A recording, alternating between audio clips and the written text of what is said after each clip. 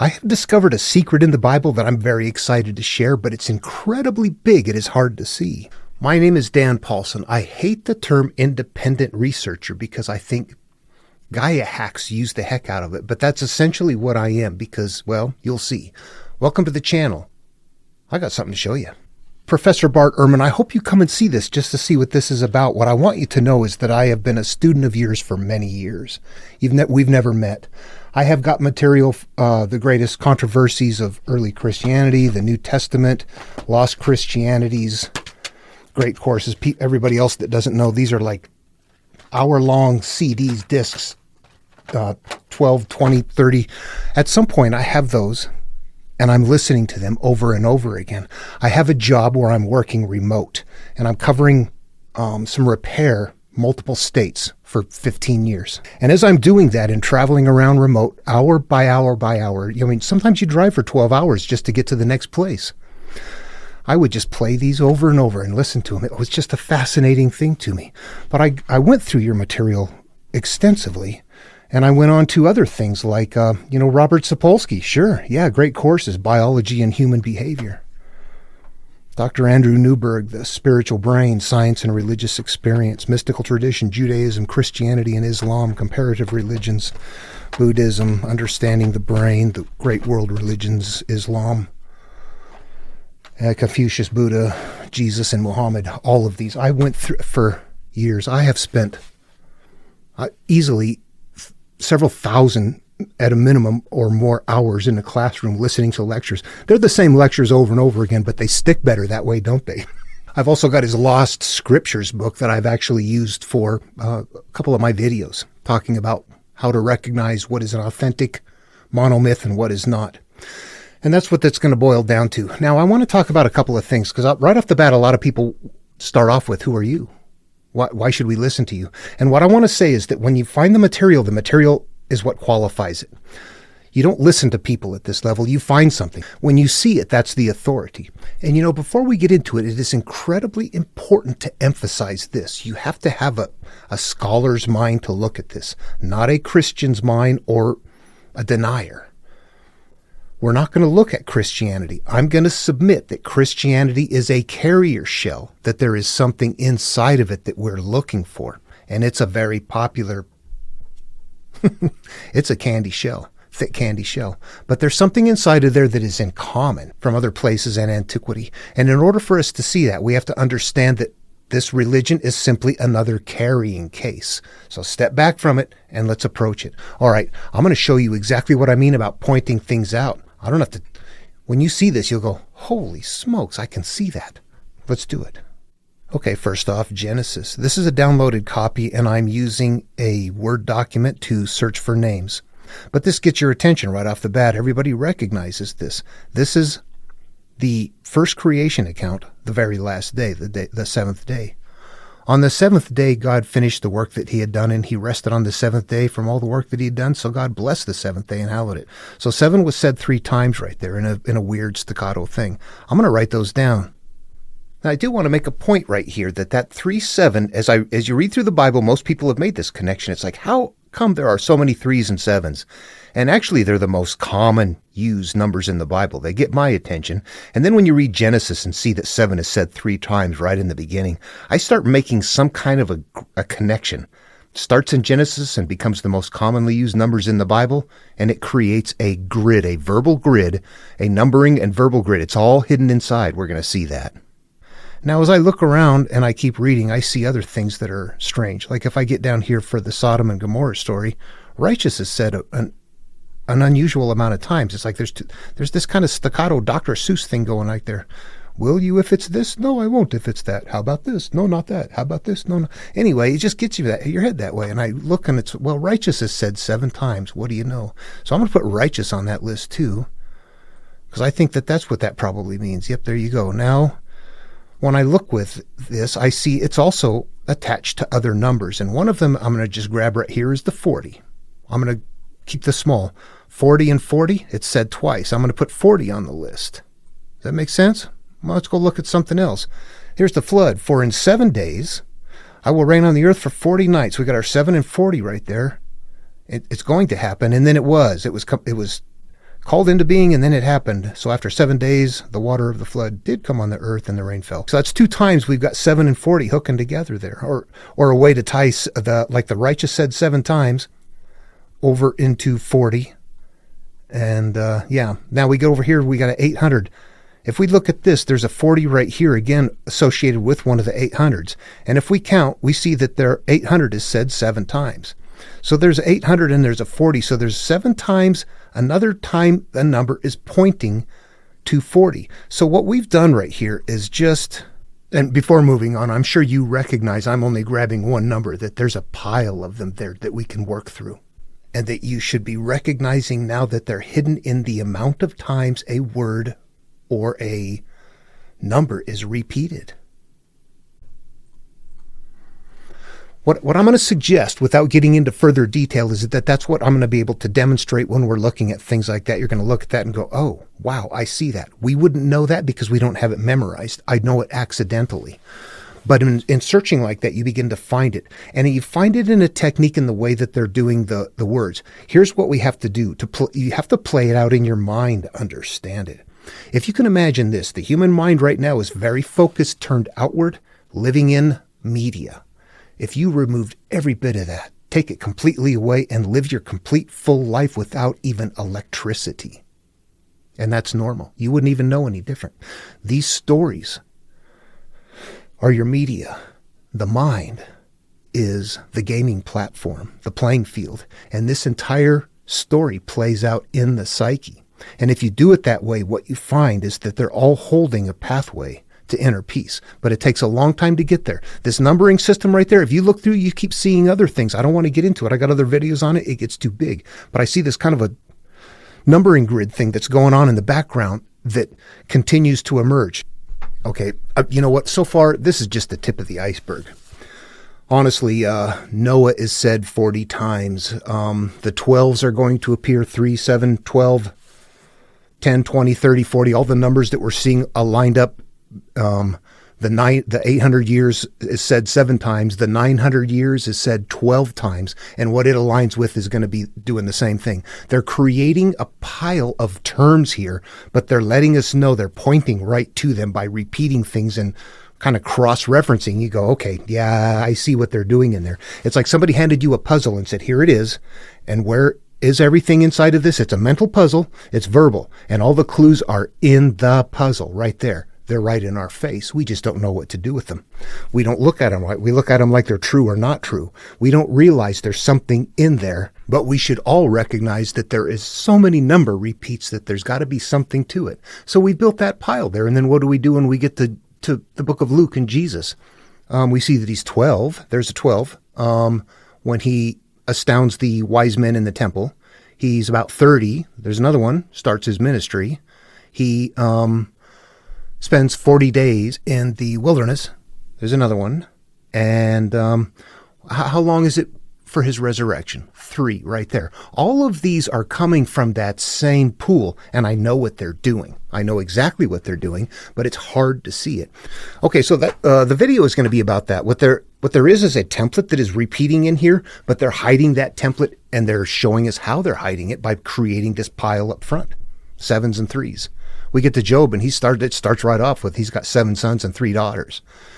There's something deeper layered in there that is going on, but it is going to be something that is highly repetitive. Those numbers are crucial. That's what we're looking for. What they're doing is creating repeating parts to use on a template that don't sound the same. Think about it, though. You create a 7 that can repeat. Now, that is the... People would go, why would you make it a 7? That's goofy. Well, because now downstream you can continue to use that by having 7 offspring, 7 animals, 700 animals, 7,000 animals. You can have on day 7, on year 7, on something like that. You can continue to use that 7. It is the number that we're looking for, not the action. They're clever, but they're telling everybody up front, here's our pool. We're creating the pool of analogs here. Now go forth and create stories. That's in the background. Okay, I've got one more thing to describe, and it's an interpretation process. It's mental. That's why people don't find this. There's one specific thing you have to do. And what I'm going to suggest is, first of all, I've never heard Bart Ehrman teach this. He may know this and he may teach it. I've just never heard it. So when I say that, it's yeah, I'm definitely name dropping, but I feel like I've spent several $1,000s on courses, and I think it's okay, and I really appreciate him. But here's what's happening. Okay, I'm going to take a single verse. This is what it is happening. It's a healing process. If something happened to me in my life, think of it in your own life, something that happened in your past that you look back on and go, God, I hate that happened. It bothers me. I have shame. I have guilt. I have hurt. That this is going to be a cyclical thing in your life. It is something that is always going to bother you.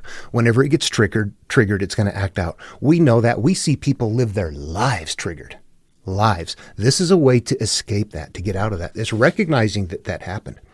But that if I want to teach that to people, I might say, the things that happen to you, you got to let the perpetrator off the hook, whether it's you or somebody else. You have to do this forgiveness thing, and people will not do that. They will be, get out of here. I'm not passing that around.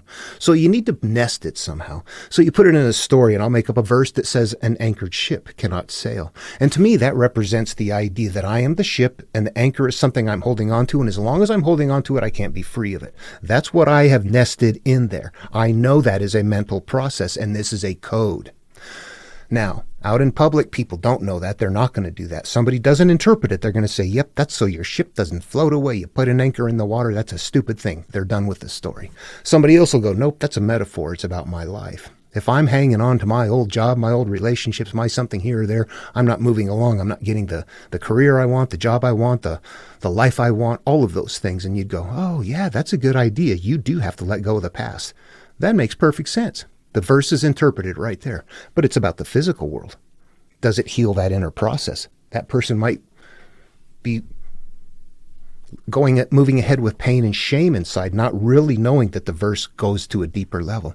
Now, somebody else can look at that verse and say, nope, my first awareness, I'm a kid in an orphanage. I don't even know my mom and dad, didn't have family, got abused, got molested, got treated like crap, was in jail, having all kinds of problems. Not until later in life did I find something that I could hang on to that kept me safe in port, that I'm not sailing free anymore. And you'd go, uh-oh, that sounds good too, but it's in conflict with the other one. Okay, so right there we've got the theist that is interpreting the verse in the physical way and coming up with various interpretations. You will have an atheist at that point going, that's completely wrong. That's not a good example. But that's only the theist is going to, try to do that with the verse. A spiritual seeker is going to turn it inward and do what I said. Okay, now what Bart Ehrman is doing is neither one of the theist or atheist things. What he's doing is looking for where this all came from. Where did it originate? Where did it come from? What are the sources? How come this sounds like this? How come all of these fragments are all variable? And that is very academic. What I am doing is going to that layer of where is it in my soul? And that right there is exactly the verbiage that trips me up. These are mentally interactive steps. It is all psychology that changes your mind state and changes your life experience state. Ultimately. So that's what this is about. You know what we're doing here? We're creating arcs. The arc is a metaphor too. Something that carries something. The stories are the arc. Okay, now very quickly what I want to suggest that I've got going on, and then I'm going to jump right into it and how this appears in the Bible. We can kind of build it in Exodus first, take a quick look, and then go make a comparison in one of the Gospels. I'll try to keep it short. It's about impossible to. Okay, and this wouldn't be complete without mentioning Joseph Campbell and the hero's journey, the template. Joseph Campbell did identify part of what is going on here, but he did not identify all of it, and he kept things very nebulous. It was not very accurate. Now, if you don't know me, I'll make a claim like that, but I'm going to back it up here, so stick with me. I'm going to suggest that this is all mentally interactive, and I want to talk about that a little bit. It bears getting into right now. What I am telling everybody up front, though, is I am not coming at you with Joseph Campbell. What I found independently, and Joseph Campbell, again, never had to take the path. He knew these stories academically. He realized it was an inner path, but he didn't have to take the path. I did. Now, I'll talk about the pattern a little bit, but here's some of the conceptual stuff you're looking for. Let me pull from a couple of that seem similar. We always grab the ones that we know, like Buddha has karma, and there is this do unto others and the measure you meet and likewise and all of that, you go, yeah, there's some comparisons between religions. You notice those, but don't think much of them. They are exactly doing something. Both of those are cause and effect. They are two ways of telling you cause and effect is in place. It's a teaching. It's an interactive step. It's not just some comment that's thrown out there. It can be used. All of it can be. It's made very artfully. Okay, look at Jesus, and this is later, 500 years ago maybe, Welsh King Arthur. Look at this. Jesus was called by being the only Son of God, had supernatural powers, traveled with hand-selected disciples, and instructs to seek the kingdom of heaven within. King Arthur is selected as the only person who could extract Excalibur, had Merlin for supernatural powers. We've got the supernatural element. Traveled with hand-selected knights. He's gathering up his resources before he goes and is seeking the Holy Grail. Do you see that there's a patterned something in those two stories? If you read them face value, you go, yeah, those are different. We're not reading them at face value. Neither one of them are historical. They're both holding the idea that one person is chosen. You're going to need some knowledge to figure out what to do, to gather up resources along the way, and your goal is to seek inner peace.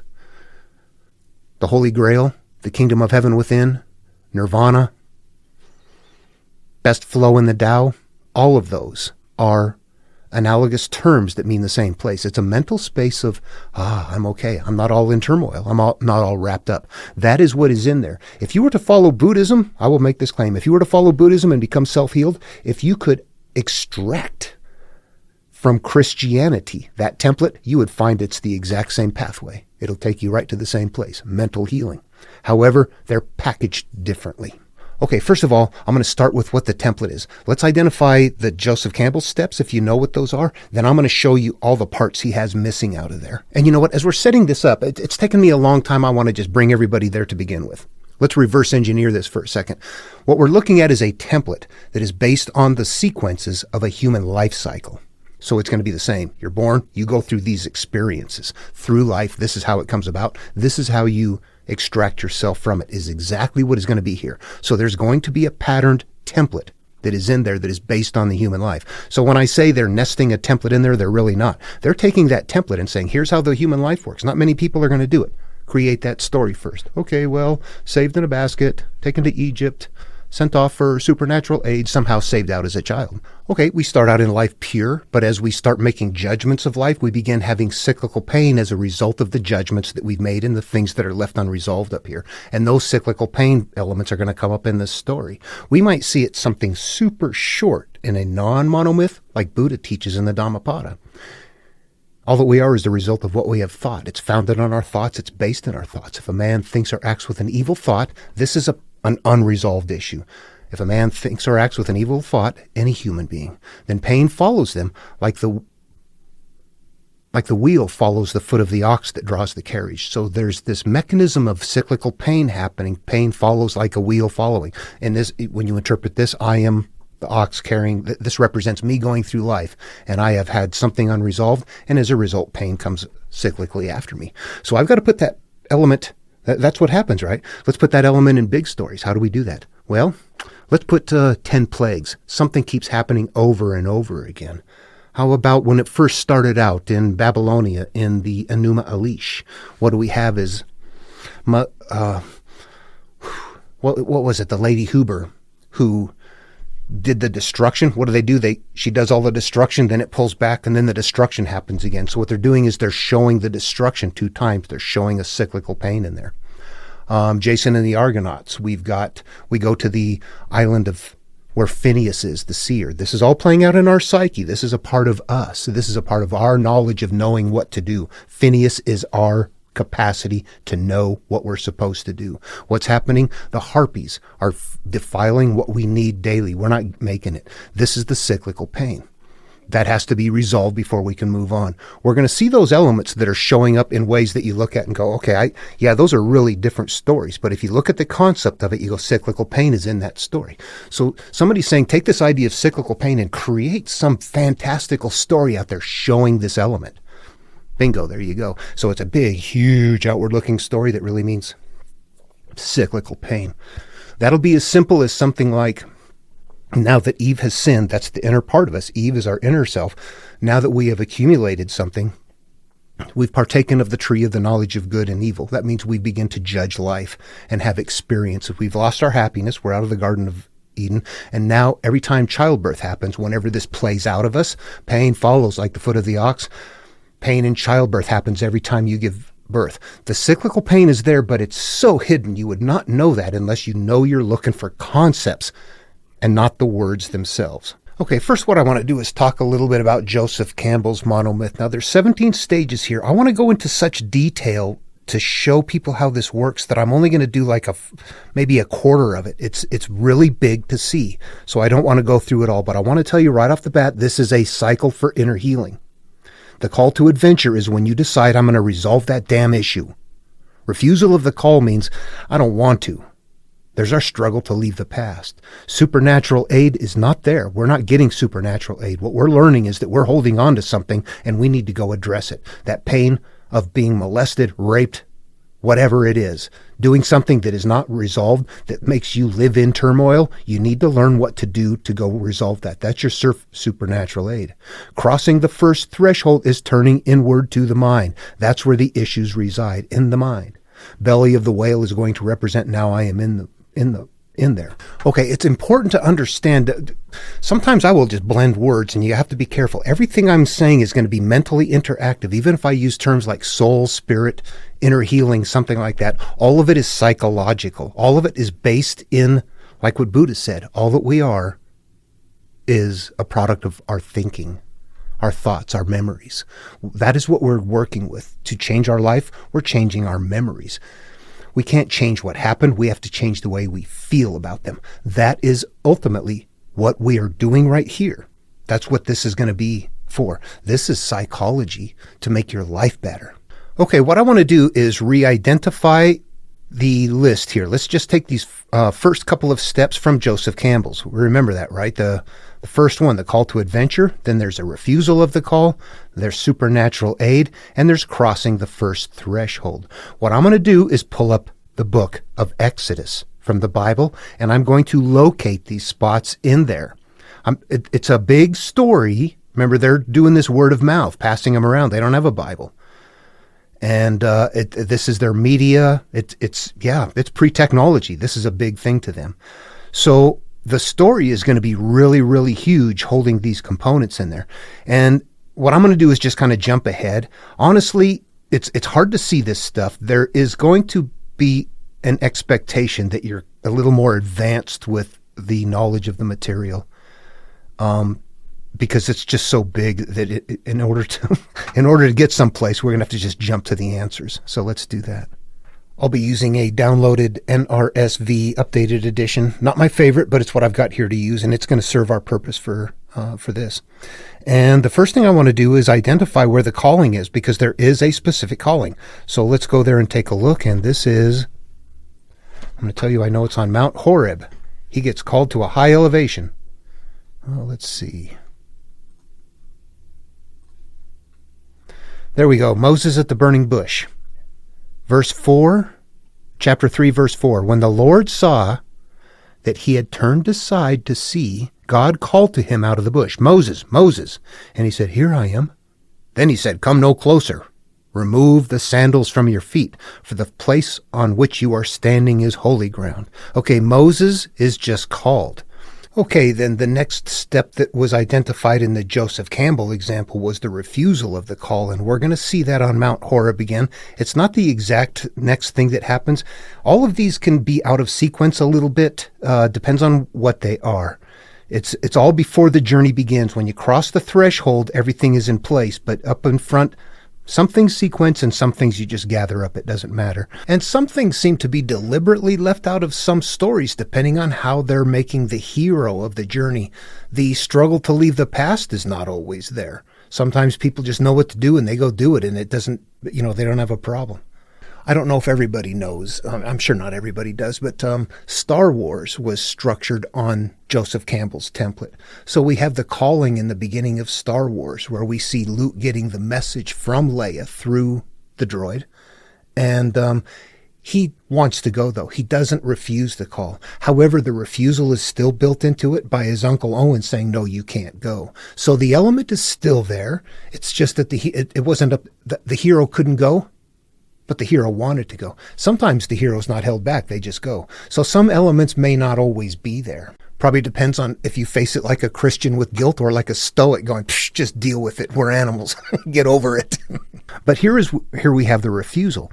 But Moses said to the Lord, O my Lord, I have never been eloquent, neither in the past nor even now that you have spoken to your servant, but I am slow of speech and slow of tongue.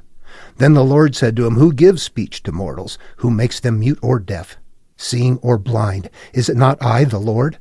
Now go, and I will be with your mouth and teach you what you are to speak. But he said, O my Lord, please send someone else. Okay, so what we see is the refusal of the call on Mount Horeb. Anyone else do comparative religious study? Sound like Muhammad? The next step was supernatural aid. Okay, what we have up here is, let's see, where do we have? Moses' miraculous power, chapter 4.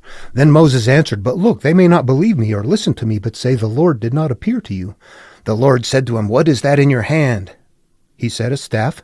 And he said, Throw it on the ground. So he threw the staff on the ground, and it became a snake, and Moses drew back from it. Then the Lord said to Moses, Reach out your hand and seize it by the tail. So he reached out his hand and grasped it, and it became a staff in his hand, so that they may believe that the Lord and the God of their ancestors, and God of Abraham and God of Isaac and the God of Jacob has appeared to you. And that staff is going to go on, if you know the story, and going to serve them as something that touches the Nile and causes this and causes that and different things. So there's the supernatural aid. And then the last one here was crossing the first threshold. Okay, that occurs down here in chapter 14, the crossing of the Red Sea. This is after they finally leave. They get to leave Egypt. Pharaoh is chasing them and doesn't want them to go, but they get there and they go through the Red Sea and they barely make it. I'll just leave it at that. It's too big of a read. You know the story. So here then we're seeing the list. The call to adventure, the refusal of the call, supernatural aid, crossing first threshold. Those, again, we're still dealing with Joseph Campbell's work. We're going to move on from this very quickly. And we see that call to adventure was on Mount Horeb. The refusal of the call was, no, I can't do it. Supernatural aid here, take the staff, you have power. Crossing the first threshold was struggle. Yeah, they barely make it. The past is chasing you. You're trying to escape.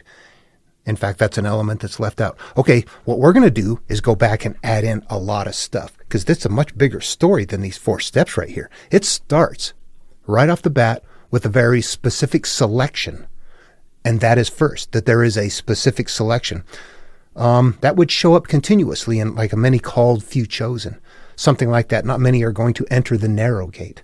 It's a very individual process to do this, and not many people are going to do it. But that's what happens at first. Let's go take a look at a few things and see. I'm going to throw some things in the story that we'll look at, and we will see those repeated elsewhere, and we will also see how they fit conceptually in a life experience. And you know what I said? This is about the Gospels, isn't it? You know what? We have to build it here. I'm going to show it here. Then we can go see it in Jesus' work. It's hard to just jump into Jesus' work.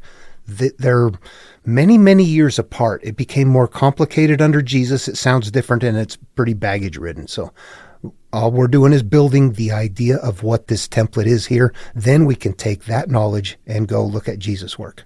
Okay, I understand how big this can get, and I'll try to keep it streamlined as possible. What we have down here, birth and youth of Moses, chapter number 2, there's a point where, verse 3, I'm just going to read that. When she could hide him no longer, she got a papyrus basket for him and plastered it with bitumen and pitch.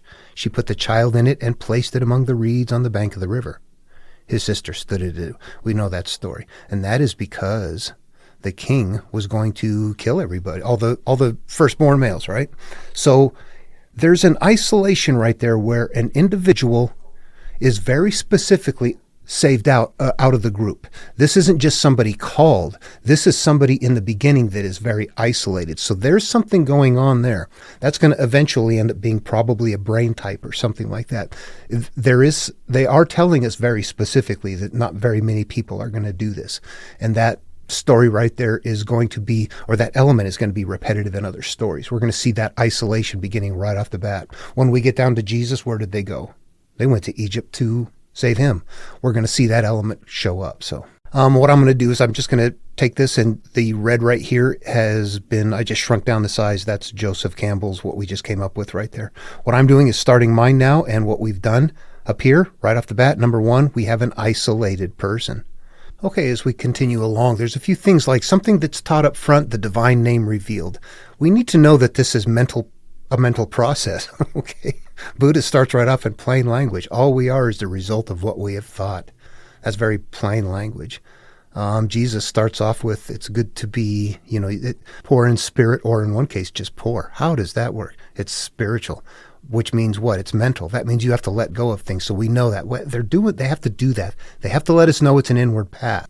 Taoism's equivalent starts right off with the Tao that can be told is not the eternal Tao. The path that can be told, described, is not the right path. The right path is inward. You take the path in your own mind. Not until then is the Tao real. It's a mental process, but we have to infer that by thinking it through. So we're getting taught right here. But Moses said to God, if I come to the God of your blah, blah, blah. Okay, God said to Moses, I am who I am. He said further, thus you shall say to the Israelites, I am has sent me to you. This is an internal decision. I am who I am. We need to know ourselves.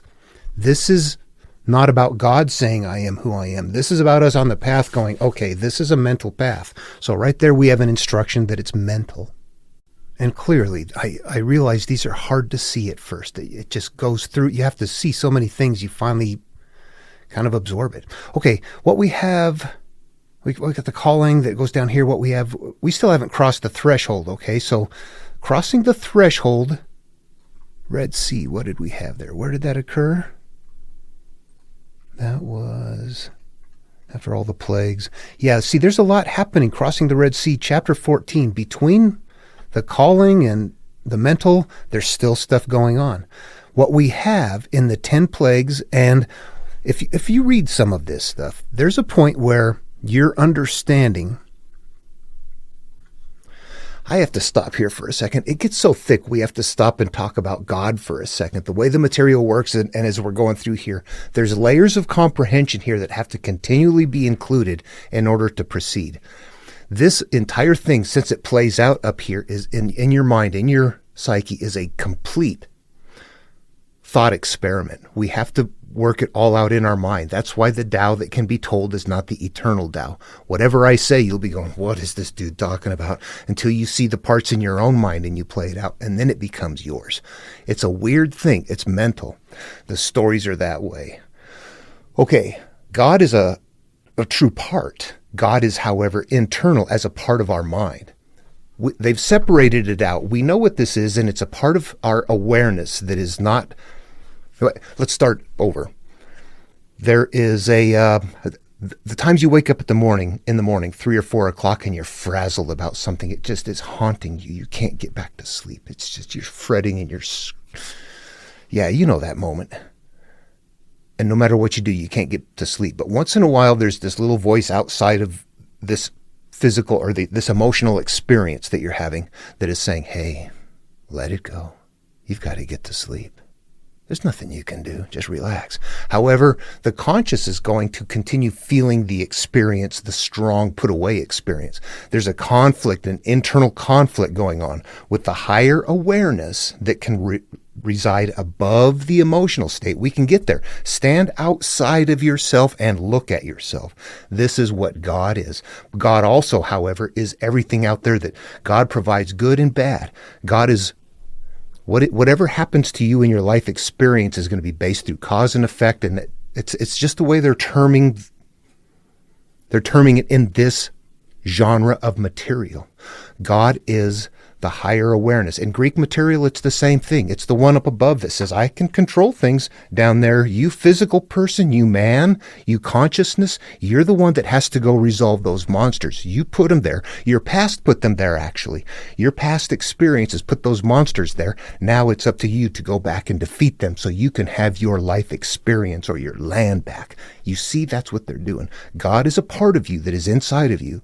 The person, Moses, is your consciousness, and everything you're going after is the memories. When Jesus tells us to be like a child 7 days old to enter the kingdom of heaven, to be happy, to be this pure state again, it's the same thing as if you went to Jason and the Argonauts and you need to sail to the far side of the world to get the golden fleece. 7 golden fleece. They're both elements sailing. You're going to the beginning. 7 is the beginning. And we know that by another layer.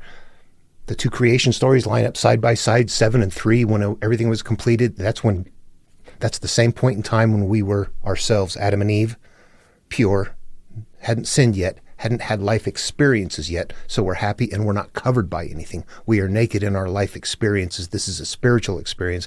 We're not covering ourselves with shame and anger and hatred and all the things that we end up living in life with that hurt us. So 7 represents that point in time. Okay, I'm sorry. I said I would keep this short. You can see how it can't be done. It takes a long time. Remembering they didn't spend an afternoon with this. They spent a lifetime with it. All day. It was their media. We don't give it the time that it would take to do that. So, and you have to take the time to make it your own in order to see it. And there's not going to be many people that are going to do it. It's just, bam, you'll see it happen. Okay, let's get back to where we were with Moses and God. I say that because it's important to know that this is an internal mental dialogue and that the higher awareness, the consciousness, the inner self, the memories that we have stored and the perceptions of them, and the way that we experience life as a result of that is everything that we're talking about on this journey. That's what we're going to rectify. We started out okay, but life experiences got in the way, and that okay part is still back there. But we're living through this bundle of stuff we picked up along the way we need to weed through. That's exactly what we're doing. And I'm going to get us straight there to the end. This is crucial. It took me years to find this. That the destination that we have is this, that ultimately we're living through cause and effect. We have a memory of an event and the mental perception of that event. And the emotion that goes with the perception. The way we view it is the way we feel about it. And the way we feel about it emotionally is the way we keep experiencing it through life as long as it's left unresolved right there. And what we're doing is going and finding that perception and saying, I'm going to find a way to make this so that I'm no longer attached and connected to it in such a way that it has the emotional charge it does so that it does not continue to act out. That is what healing is. It's inner. That God and Moses are talking, and God instructs Moses to go and what to do and how to do it. And Pharaoh eventually starts giving in and saying, okay, but then changing his mind. God hardens his heart. Pharaoh, you need to understand in this material on the template represents your old self. Moses represents the self that wants to heal. And this is the struggle that we're having to leave our past. We've got 10 plagues going on, plus this dialogue back and forth with you can go, no, you can't. You can go, no, you can't. Think back on the things you're trying to resolve, how difficult it is, or how difficult it is to leave a situation or to heal from something that is incredibly hurt, if you've even been able to do it. This is being represented right here. We've got cyclical pain. We haven't crossed the threshold yet. We're establishing not many people are going to do it, that it is a mental process, and you're going to do it because there's going to be cyclical pain that you just can't tolerate anymore. But it's going to be a struggle to go because you have to fight with your past. The Israelites represent your inner qualities. On the template, this is for a people to carry. Absolutely. This was for them. But it's on the template, which is for anybody. Those Israelites represent inner qualities that you're gathering up. We're going to see Jesus gathering up qualities. We're going to see King Arthur gathering up qualities, right? Gathering up the disciples, the knights, the people, the things that you take along your journey. We need to go inside and heal. And they're just creating big analogous terminology for the locals to carry that don't know it's a simple inward path, but it looks like this describes our life. So it dovetails right in with what they see in a very simple time. Okay, I'm sure this is still not complete, but in its simplest form, I'm going to consolidate it into this and change it all to be this complete. I've got 8 steps right now, and I'm going to go one more before we move on to Jesus.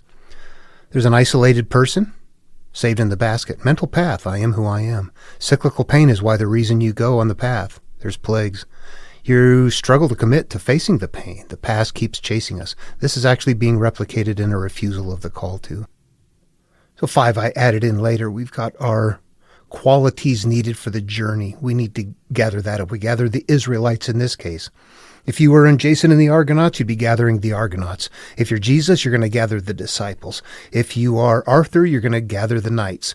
There is a gathering of things before you begin the adventure. And that represents our inner qualities that we started out innocent and loving, open-minded. We need those. That's what we're looking for. We need to get that back. And in some of those stories, especially like the Jesus one, there's always one of those qualities that are bad. That's our self-doubt. That's our fear along the way. That's whatever it is that trips us up. Call to adventure, that's when you get to the point where you say, okay, I've only got 2 lives. And the second one starts as soon as I realize I've only got 1 life. I got to change my past. I don't want to live this way. I don't want to feel this way. I want to go in and deal with my past. That's the call to adventure. The refusal of the call, I don't like that. It's too easy to just keep doing what I'm doing. Supernatural aid, getting the staff. What that is the knowledge of what to do. You're going to have to go face your memories, the ones you don't like. And what we have is a memory and then an emotional state. The emotional state is what is going to end up being the issue. We're going to be changing the emotional state of our memories in order to change our life. So that is what the supernatural aid is for. We're going to be changing some frequencies of memories, of the perceptions, of the emotional state of the memories. That's the only way to heal. That won't be fun. It won't be easy. Crossing the first threshold crosses the Red Sea. That's turning inward and saying, okay, it's on me. I'm facing it. It's in my head. I am who I am. And right here is where I find out what that is. Okay. Next then we have belly of the whale. What happened? They went into the desert for 40 years. Let's just talk through it. Again, huge story, and you have to kind of already know what it is. We know that the Israelites go into the desert and their minimal diet is manna, and you're only allowed so much, and different people are allowed different amounts, and no more, no less.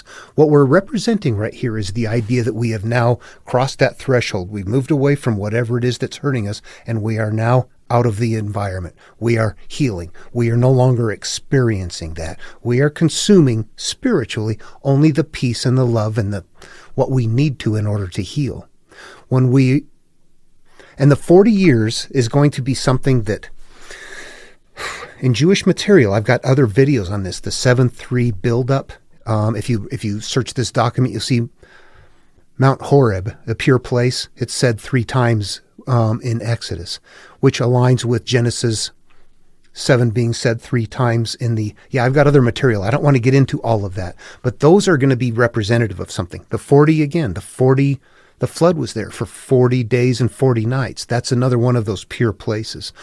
If we were looking at how they're using 40, like in the flood, what do you have? There's a 40, and it starts out with things that need to be destroyed. It starts out pure. You've gone someplace from where there was much to where there was nothing. It's a big story. What it represents is that it is my world. I have grown up unaware, and now I am destroyed. The Nephilim is what I'm acting out with.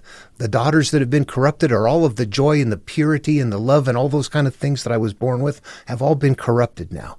It really is, it's a bad way to live. And when you decide to make the change, you become Noah and you emerge on the other side, what? Naked again.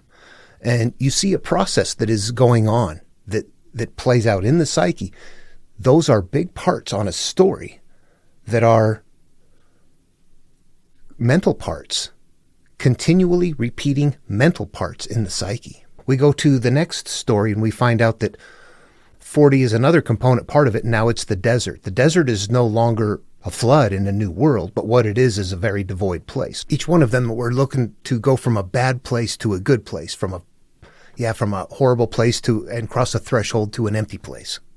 When we go to Jesus and his 40 days in the wilderness, same thing. You go from where civilization is to someplace away. Your fasting is to the world. You're getting away from the physical. We live in the physical, attached to what we see out there, not realizing that what we're seeing is the result of cause and effect. And then we become a part of what's already happened. We step back from that when you become aware and stop reacting and responding to things and sit back and understand that that's what they're doing. So we cease to become a part of that. But that is what they're doing here in having a flood, or in going to the desert, or in a wilderness area. Okay, if I analyze them in my mind conceptually, if I took the flood story, I would say, well, on one side, before the flood, before I crossed the threshold, I'm leaving this mess. The world needed to be destroyed. I left it, I crossed the threshold, and now I'm pure on the other side, and it took 40 to do it. I go to Exodus, and I go, what's happening here? I am Moses.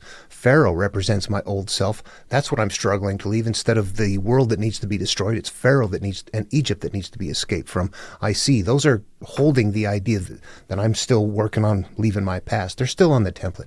I cross a threshold and leave them, and I'm into a devoid space.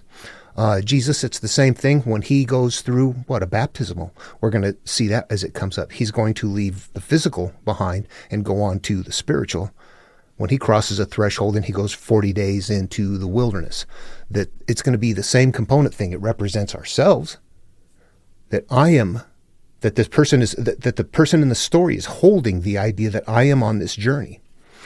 Be careful how you phrase that stuff. That the idea, though, is that you're going to be turning inward and getting away. You got to leave it behind.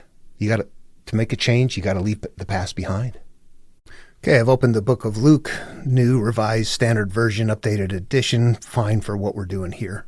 Let me do a couple of things. I want to show you the patterns. Take a look at something. We never look at these. See Zechariah right there? Sounds like a good guy, doesn't he? I'm going to take that and just actually do a search for Zechariah in this document, in this book. Zechariah appears exactly 10 times. 10 was one of our numbers. Okay, remember back? I have to have these memorized. Righteous has been said 7 times here in the Sodom story, so it cannot continue.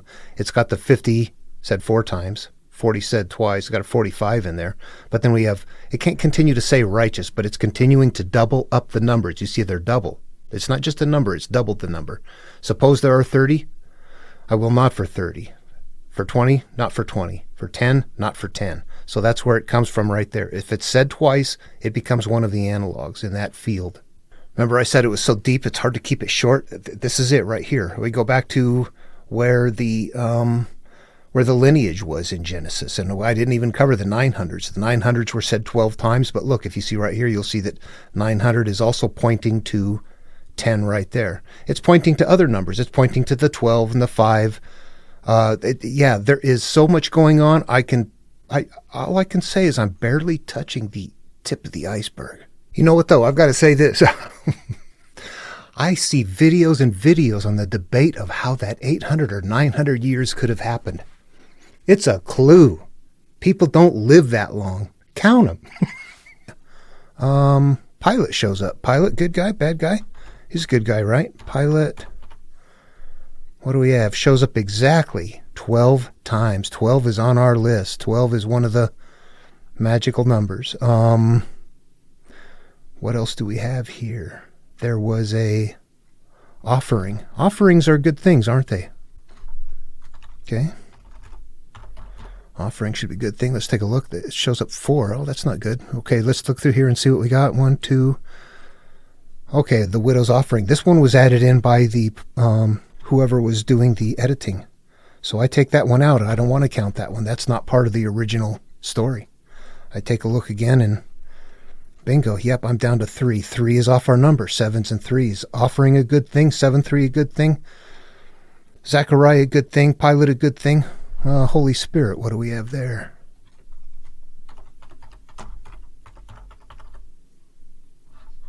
15 times exactly. Where did we see that one? It was the 815, the 7s.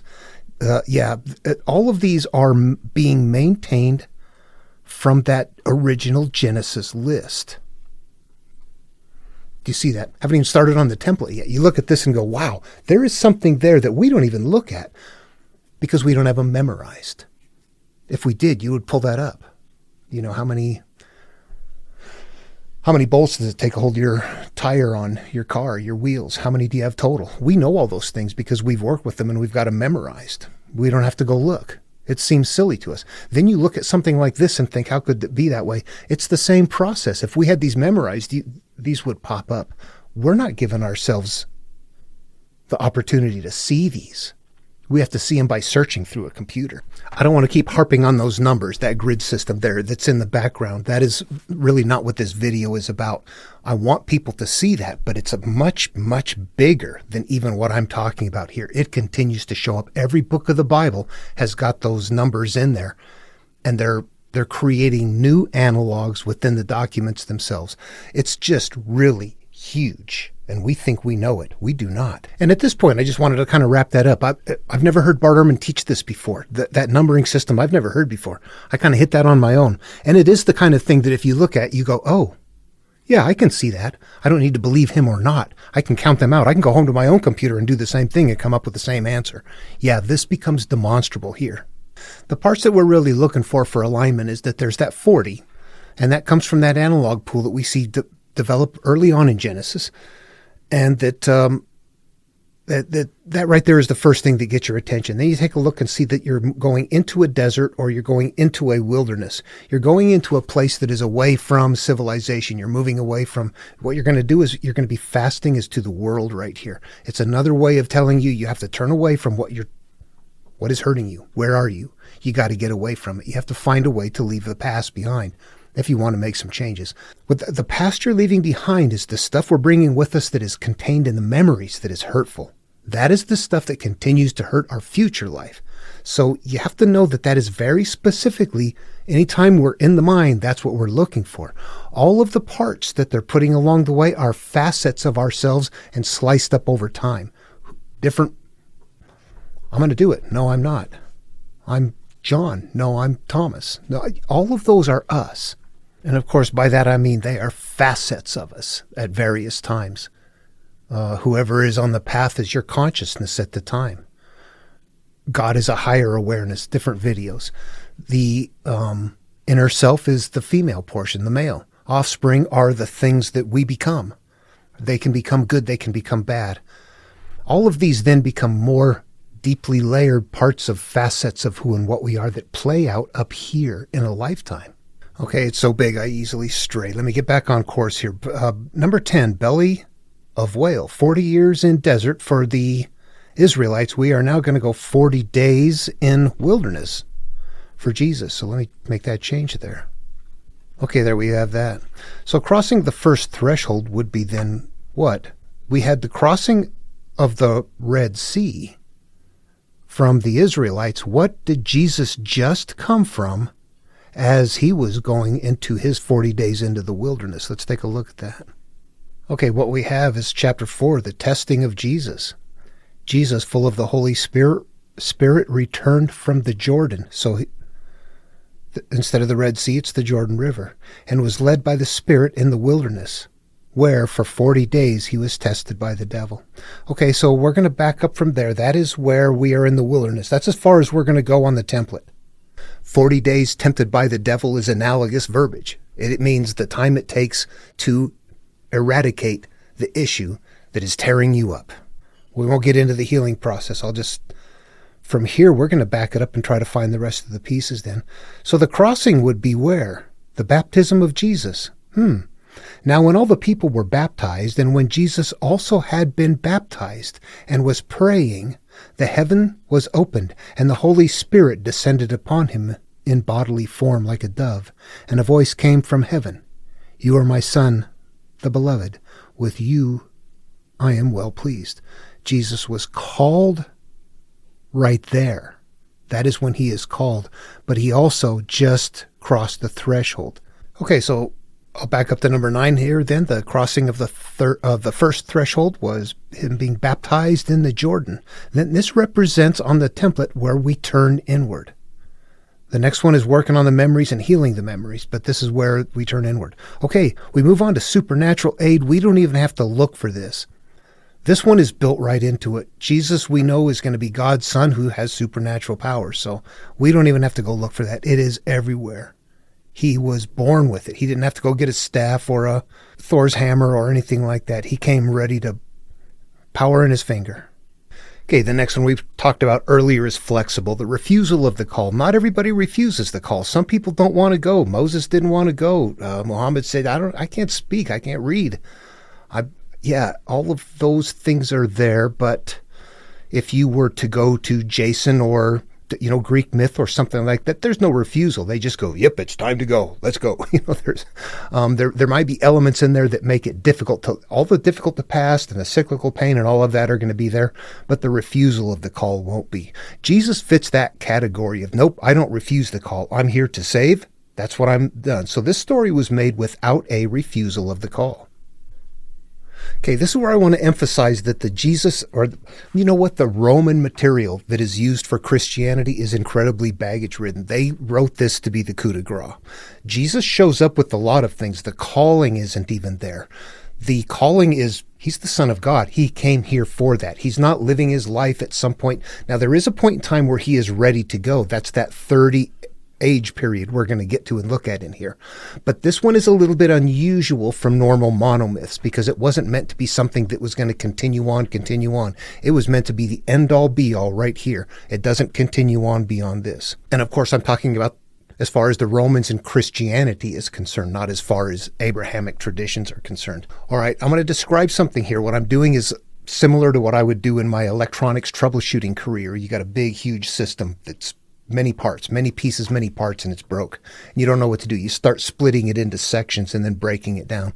And that's exactly what I'm doing here. I'm splitting it into sections and breaking it down. So let's bring up our list again and then take a look at where we are and what we have to look at. And there's a couple of things that we can look at that to me are pretty easy to actually find. So let's do that. What that's going to do is help us start breaking it. It's going to help us tying in the points that are less obvious.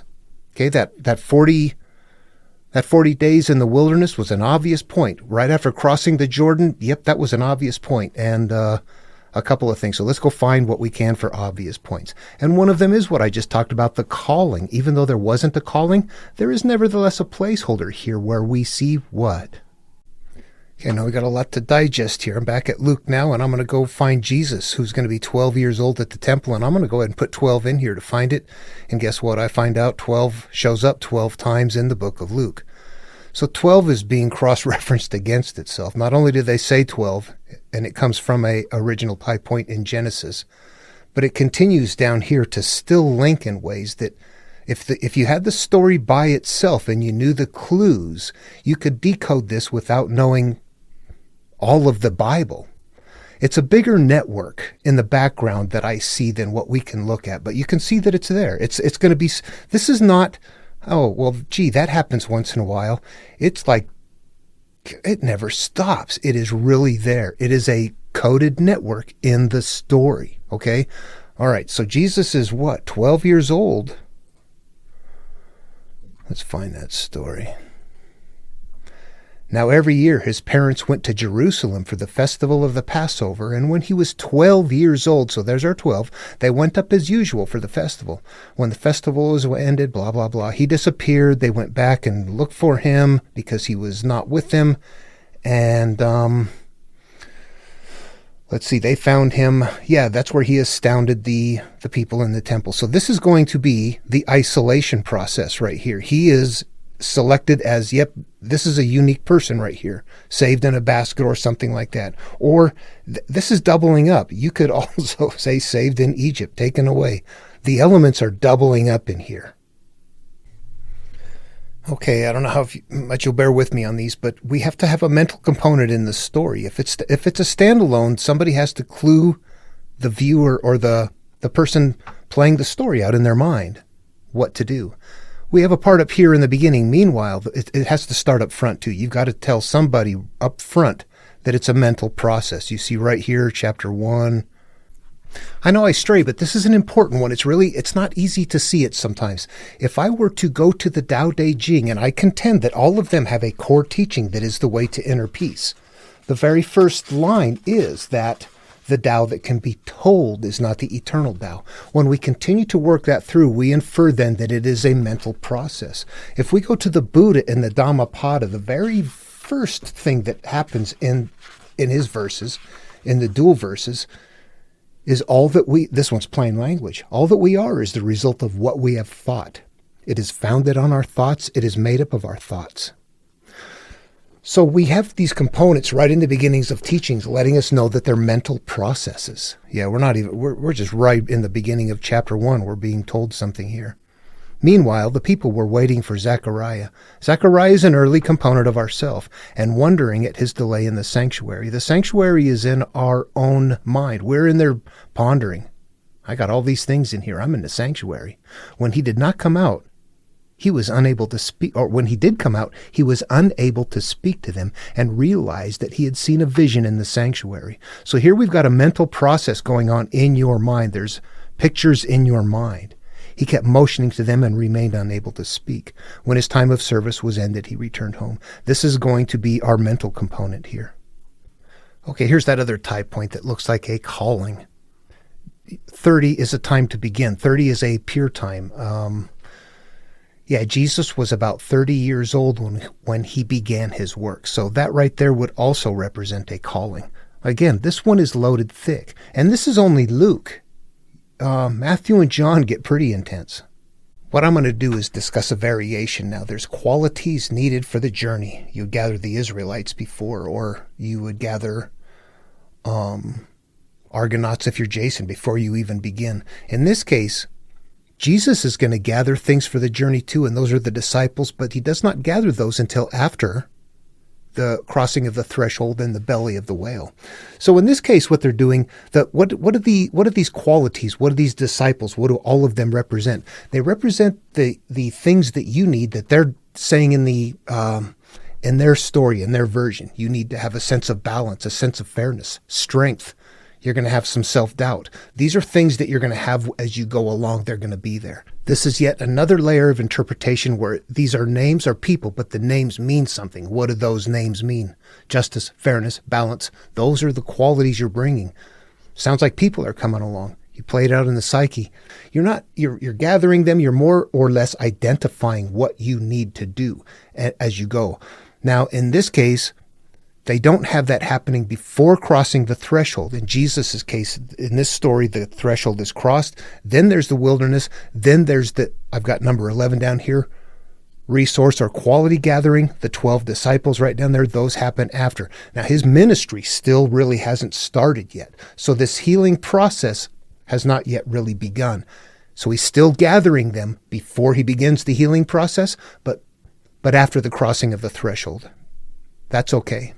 We're going to need a cycle element too, and we've got this before we even get started, way up still in the beginning, still in chapter 1. We're looking for anything that shows a cycle, and we're going to see that right here in Mary's song of praise. And Mary said, "My soul magnifies the Lord, and my spirit rejoices in God my Savior." This is our inner self. This is being written in a way that it is showing that we are taking our inner self and connecting with our higher self. We're turning to the things that we don't want to face, is what it is. And that is a hard thing to do. For he has looked with favor on the lowly state of the servant. Yeah, the servant is the one who is they're not in charge. Your inner self is always the servant of your conscious choices.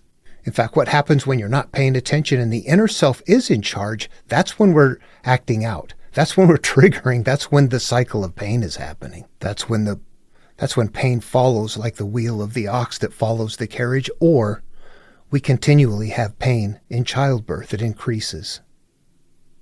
Conceptual. Surely from now on all generations will call me blessed. You see, generations is a cycle. For the Mighty One has done great things for me, and holy is his name. Indeed, his mercy is for those who fear him from generation to generation. Our cycles are being held right there. Okay, cyclical pain is a tough one out of here. What we have down here where it says John said to the crowds coming to be baptized. This is just before Jesus is baptized. You brood of vipers, who warned you to flee from the coming wrath?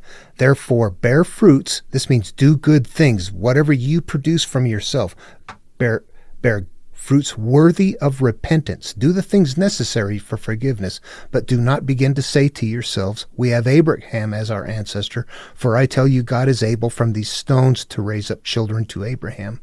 Even now the axe is lying at the root of the trees. The tree is going to be, garden elements in Jesus' work are going to be common. We're known by our fruits. The tree is what? This is what emerges from our garden. Do I act out? That's a bad tree. Do I love others? That's a good tree. Even now the axe is lying at the root of the trees. Therefore every tree that does not bear good fruit, everything that you do that does not produce good, will be cut down and thrown into the fire. So we have our cyclical pain being shown right there, except instead of saying it is happening, it is saying it is going to be destroyed. So we infer that it is happening. So there is our element of cyclical pain. To see how those work, let's do a quick overview of the two side by side. This is the Exodus and Jesus one.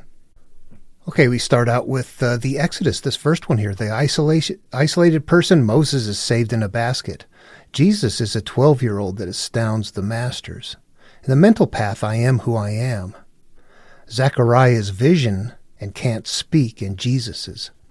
The cyclical pain is going to be the plagues in Egypt, very clear to see. The cyclical pain are the generations who fear the bad trees that are going to need to be cut. Trees cycle. They continue to come back over and over again, like a wheel that comes after you. The qualities needed for the struggle to commit facing the pain. The past keeps chasing us. That's the Pharaoh keeps coming after you. You can go. No, you can't. You can go. No, you can't. We've got that going on. That doesn't happen with Jesus. We don't have that struggle. He's not going to struggle. So that one's out. The next one is gathering up the qualities. You gather up the Israelites to go, Aaron, and all the other things that you need. You're ready to head out. Big story for those people. On the template, it's still you're gathering up those qualities. We get to Jesus, and that converts to what? That doesn't happen until after he crosses the threshold. So I put an extra step in. He's gathering up the qualities after turning inward instead of before turning inward. But it is still before beginning the journey, so it's okay. He's not starting without them. The call to adventure, called on Mount Horeb for Moses. Call to adventure, Jesus, 30 years old, he was ready to start, comes from our pool of analogs from Genesis. Let's take a quick look at those again. Back in Genesis, it's an analog farm. This is the Sodom analog farm. Righteous is said 7 times, and then the number 40 appears in there with it, or 30. Excuse me, in this case 30, 20. Well, 40 is there too, 40, 30, 20, 10. When we get over to another analog farm, which is the lineage here, we've got Adam lived 930 years and he died. So our 30 is there. 900 was said 7 times and then 30 is said with it. That's how they link them together. They're very tricky. Moses refused to call. Jesus did not. Supernatural aid, Moses gets the staff, and Jesus has supernatural powers. Crossing first threshold, crosses the Red Sea, and Jesus baptized in the Jordan River. And next we have the Israelites going into the desert for 40 days, and we have Jesus going into the wilderness for 40 days. Okay. That's the side-by-side lineup, but they're hard to see because it's all conceptual and it's nested in codes that are at deeper layers. It takes a long time to get there. I cannot tell you. I can see this kind of verbal thing in the background. It is so much more intense that I showed you. I can keep just popping those things up. I gotcha. If you're doing it on your own, if you get something that is like descended from the Septuagint, the Greek version, it's going to start off, it's going to say on day 6 God finished, and on 7th day he rested, and it doesn't have 3 said 7 times, which is strange. I don't know what the difference is. That's the Greek version. You go from the Torah, it said 7 said 3 times. From the Torah, What you can tell when you finish interpreting is that first creation story that's put in with the 7 and 3, that's an addition. It's an addition at the beginning of that template, the creation of each human template, which sets up the network. There's other additions in there, and when we get to Noah, what we're going to find is that there are 2 callings. It's obvious because he's told twice what to put in the boat. One time includes the seven pairs of. And if you go through there, you'll see that happening. So you can see variations. Also in the version from the Torah, it shows Noah 41 times. And the one that is descended from the Septuagint, from the Greeks, they took one of them out. They corrected that and put it down to 40. You can see these things are being worked long ago. People know what's going on in the background, and they're maintaining it for the population. Okay, I think I should wrap this video up. It gets long. It is so big. There's no easy way to make it simple. And then people often get lost in it because it's like, it takes a certain process to get that far down. And me showing the numbers might be the biggest hook in right now. If people look at that and go, okay, yeah, there must be something there. I can see those. I can count those. Yeah, there's no doubt to that one. The rest of it, whatever else he says, maybe not. I can see something conceptual in there, perhaps. They're looking that way. That part becomes up to you.